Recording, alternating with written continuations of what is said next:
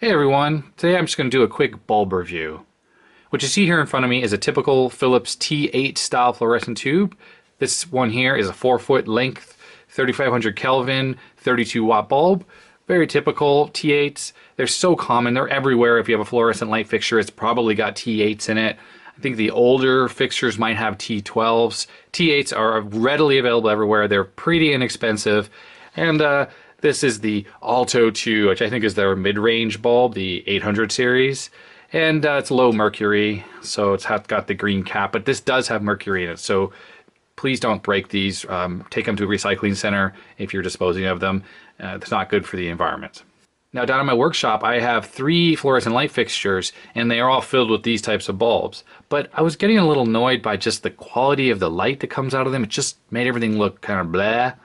So the other day I saw BigClive's video on high color rendering index LEDs, or CRI. He had a couple sent to him, and he did a little comparison where he showed what the original shop lights he was using, which were those cob LEDs, with the low CRI compared to the new high CRI ones, and how much better the color was, how much more vivid and bright everything was. And the higher the CRI number, or the color rendering index, the better and more lifelike things look like. Anyways, there's lots of information out there about CRI, so you can go look that up if you want to find out more. But I started looking into what I could do about raising the CRI and the brightness of my workshop lights without spending a fortune. So I started looking around for high CRI options. Philips actually makes a version of this T8 bulb in the 900 series. I think it's called the 960. That's a very high CRI fluorescent tube. I thought that might be a good option, but they're basically impossible to find. When you look up the CRI of this Philips 800 series, it's only about in the low 80s. Now on Amazon, I found this Hyperikon T8 LED replacement tube, and it's in the standard 4-foot size, but as you can see, the CRI says 90 plus, so that's kind of cool. It says it requires a ballast removal. We'll get to that in a second. And it's an 18 watt tube, 45 watt equivalent. I think that's a little optimistic, but it should be at least as bright as my 32 watt Philips here. And of course it uses less power. Cost wise, you can see here the pack was $45.80, which comes out to $11.45 per tube. It comes directly from Amazon, but it is sold by Hyperikon, or however you say this company's name. Here's the spec sheet from Hyperikon. I really don't know how to say the name. The base is a G13. That's pretty much standard. It's the same as the Philips bulb here with these 2 pins. It's multi-voltage, 120 to 277. It says it's instant on. Of course, this will have an LED driver built in. 5-year warranty. Here they're saying the CRI is 94, which is really quite good. Ballast compatible. That's interesting because you look at the instructions and it doesn't seem to indicate that it does work with the ballast. No mercury, of course, because yeah, they're LEDs, and you can use them in a damp location. And when you look here at the spec sheet, they come in all sorts of different options. You can get them from 3000K, which would be kind of the equivalent of a halogen, all the way to 6000K. And then they list them twice here. There are versions that are clear, that the lens is clear on, and there are versions that are frosted. When you add a frosted lens, it does reduce the luminous output. 2320 is the 4000K and 2220, so you lose about 100 lumens, which seems like a minor loss and actually worthwhile because you don't want to be staring at the LED chips directly. They're pretty darn bright. Going back to this sheet, this is the one I actually ordered, and it is the clear cover version. And unfortunately on Amazon, all I could find is either the 4000K or the 5000K version, and I found no frosted versions of the high CRI. Hyperikon has all sorts of other models of these LED tubes that come in frosted and different color temperatures and whatnot. But when you're looking specifically for the CRI that are over a 90, they only seem to have these 2 types, these 2 color temperatures, and in clear. So I'm a bit annoyed by that, but I guess that's just what people buy. They seem to stock only what's usually purchased. Here's the installation instructions for the lights. And let's just jump right to the wiring diagrams. So with a typical electronic ballast, you have one side of the fluorescent tubes that are all common together, and then you have the other side that are driven with individual wires. Now my fixture is actually a 2-lamp fixture, and this is the way it was wired. One side, all of the wires are connected together, just like this, and then each of the tubes is driven with a separate wire here. And some fixtures might have them in series or other weird configurations, but ultimately you have to rewire this fixture to get these LED tubes to work. And the way it works is you remove the ballast entirely and you essentially hook the neutral up to one side of these LED tubes and the live up to the other side. So notice they have these red and these blue wires all common together with a wire nut here. So that's one thing that's different about these tubes. I noticed there were other LED tubes that don't use a ballast. They connect directly to your power, and they actually use the same side for the power. So one pin will be live, one pin will be neutral. Now, from my understanding, when you wire up a fixture like this with the live and neutral on each side, putting a regular fluorescent tube in there isn't going to cause any problem. It actually won't do anything at all. That's my understanding. Don't take my word for it. I haven't actually tried that, and I'm not going to try it. But I think this is a slightly safer way to rewire your fixtures. But just know that when you do take the ballast out, you can only ever use LED tubes of this type, and you can't put fluorescent tubes back in, well, at least not without reinstalling a ballast. A couple things to note on the second page here is it says that the 2 pins on each end of the LED fluorescent tube replacement are internally connected, and you can apply line voltage to either one or both pins. So you just take that into account when you're wiring. It doesn't really matter if you get both pins hooked up. And it says never apply the hot, typically black, and the neutral to the same end of the tube, and that's what this little picture here is showing. So don't do this. And it says that if you do this, it can damage the tube and it will void the warranty. So I got my 4-pack of these LED tubes, and they were really well packed in a square box, you know, with a little bit of padding in it. And then each tube is individually wrapped in a box like this, which has foam on each end, and they're very well protected. And of course, they're plastic and metal, they're not glass, so if something really bad were to happen to this during transit, you're not going to get a bunch of broken glass with mercury in it. If we take a look at the label here, it reiterates the specifications we already know, that it's double-ended, that it has a clear cover, that it's 18 watts, 4000 K, and it has a CRI of 90 plus. So here's the actual bulb looking close up. And the end has a little cap on it from shipping. That's the 2 pins. And inside you can see there's the circuit board. And the PCB has all the LEDs connected. The construction seems pretty decent. It's got these plastic end caps. The back is aluminum, and it's a little bit of heat sinking going on. And this front clear lens is just plastic. I don't think my camera's focusing on it, but it does say 18 watts / 120. So I wouldn't be surprised if that means there's 120 LEDs in here. I don't think it means 120 volts since this is multi-voltage.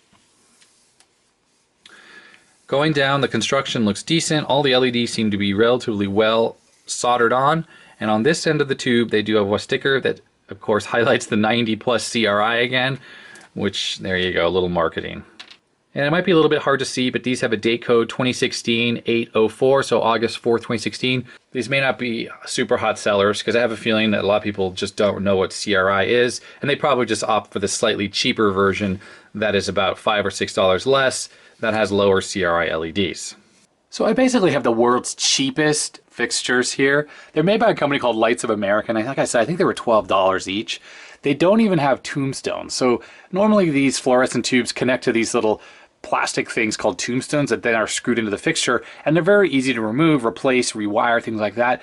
This doesn't have that. It just has this one integrated piece here that's sort of all one with the ballast. So I've rewired one of my other fixtures already by taking it all apart, and it was a pain in the ass. These are basically designed to be put together once and never come apart again. Very disposable. So let's take a look at how much power this draws using 2 regular fluorescent T8 bulbs. Okay, I have my kilowatt connected with the fixture turned on, and it's using about 62 watts. And if we look at the power factor, 0.6, so pretty crappy, but like I said, very inexpensive and garbage ballast in here. But 62 watts, it's about what we'd expect for 2 T8 bulbs. They're rated 32 watts each, and this ballast probably just runs them a bit low. The nice thing about modern fluorescent fixtures like this is they really don't flicker at all. Those ballasts drive these at like very high frequency, maybe 40 kilohertz, something like that. So even when I get really close with the camera, where say on LED bulbs, I will see a flicker pattern, you see absolutely nothing on here. The light output is nice and smooth with no issues with flicker of any kind. Here are the Hyperikon bulbs inside of the rebuilt fixture. But as you can see, because of the metal back here, it doesn't send any light up towards the top of the lamp. While fluorescent tubes lit the entire lamp up, it doesn't happen like this. But the benefit is it actually sends all of the light down towards you, and that's probably why these are rated brighter than those fluorescent tubes. Okay, kilowatt time. Sorry, I'm holding this at a weird angle. 32 watts for the fixture now, and that's with both of the lamps installed and running. So yeah, that's a very significant power saving. Power factor is 0.98, so clearly they're using pretty decent LED drivers inside of this. Now the first question people are going to ask is, what about the light output? How much light is being put out? I gotta say that it seems pretty bright. Is it far significantly brighter than my old fluorescent tubes? I'm not quite sure. I don't necessarily think so, but I would say it's easily as bright. Fluorescent tubes, just so you know, they wear out over time, and their wearing out is they actually get dimmer. So mine maybe weren't that old, so they were still operating with a pretty bright level. It's hard to say, you know, your mileage will vary here. These seem plenty bright. I am not complaining at all about that. Okay, so the second thing is color rendering index, or CRI. These are rated at 94, and typically a cool white LED in the 4000K range like this really lacks the red spectrum. You get a lot of blue and green and not a lot of red, so things that are red just don't look very good. If we look at this box of floppies here and look at the 3M logo, it does look really quite nice. It pops, it's vibrant. Skin colors, while the light is cool, definitely seem on the pinky side. Now one thing that is interesting, and you know you won't be able to see this in the camera, is this monitor unfortunately is a little bit yellowed. And the funny thing is looking at it under these 4000K lights, the yellow almost looks, it's hard to explain exactly, but the yellowing does not look like it would look if it were outside. There was definitely a good amount of red inside of these LEDs, and it gives everything kind of a pinky cast. It's weird, like white things don't look pink, but like skin color and this sort of look more reddish than they normally would if, say, they were outside. So, you know, that is a bit strange, but looking at my IBM 5170 here, in the camera, I don't know how it looks, but to my eyes, this color looks right. You know, the beige kind of color that is not yellowed here looks correct. But yeah, the Micron monitor, the yellow just looks a bit off. This 2x4 here, which is just pine, also looks a bit different. It's just really hard to explain, but it doesn't look as yellow as pine normally looks. It actually looks a little bit more towards the pink side. So from a CRI perspective, these are going to be better than typical, but they still aren't exactly full spectrum. You know, that's just a BS word anyways, but the color spectrum that these are going to create, it's just still not like daylight. It's just better because there's more red than I think typical cool white LEDs. But don't believe the marketing hype. They are not quite as good as they could be. But I can compare these to my old fluorescent tubes, which were those Philips Altos and this fixture, and I can say that these feel a lot nicer. Like I feel better to be under these bulbs than I did those other ones. Of course the light's a little cooler, I think it's brighter as well, and there's definitely a more red to it and less of the kind of greeny yellow color that the fluorescents had. It's a bit more pleasing, so I am happy with that. Now the third thing is flicker. These do have some flicker. If I turn the camera this way, you see the banding there? So there is some 60 Hertz flicker in the light output. Luckily it's pretty minor, and like when you move your hands, you know, you see it a little bit, but overall it's not disturbing. It's not to the level where it would bother anyone. Okay, and the fourth thing is this clear cover. It does sort of hurt your eyes to look at this tube. The chips are bright. So I think I figured out a solution. Scotch tape, or cello tape as it's called in the UK. I just used the typical stuff I had on my desk, and I just taped some strips up here, and it really works. It just takes the edge off. You can still see the LEDs through it, but it doesn't have these really sharp points of light. It diffuses the light just a little bit, so you just don't have these really weird shadows and these really weird pointy light sources. All right, a couple more things. Now what people are going to wonder about as well is the heat production of these, and they've been running for many hours and they're just barely warm to the touch. And of course there's 120 LEDs for only 14 watts. So you're really talking about not much power per LED. These are really not dissipating much power at all. So hopefully there will be a very long shelf life to these and you'll get many years of service out of these. And then the last thing to consider is noise. And I talk about audible noise, and there's absolutely no audible noise coming from this fixture whatsoever.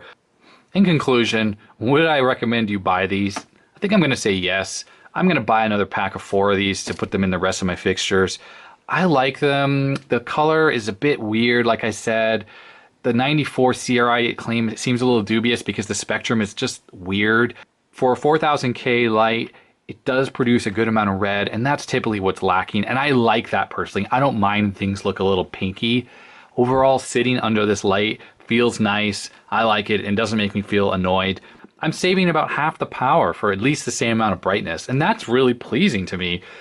If you have a fluorescent fixture in a location you don't go very often, I don't think replacing with LEDs is really worth it. Fluorescent fixtures are already pretty efficient, and the cost of the LED tubes, as these are what, $22 for 2 of them, it would take quite a while to make back that power. Anyways, I hope you found this video useful in some way.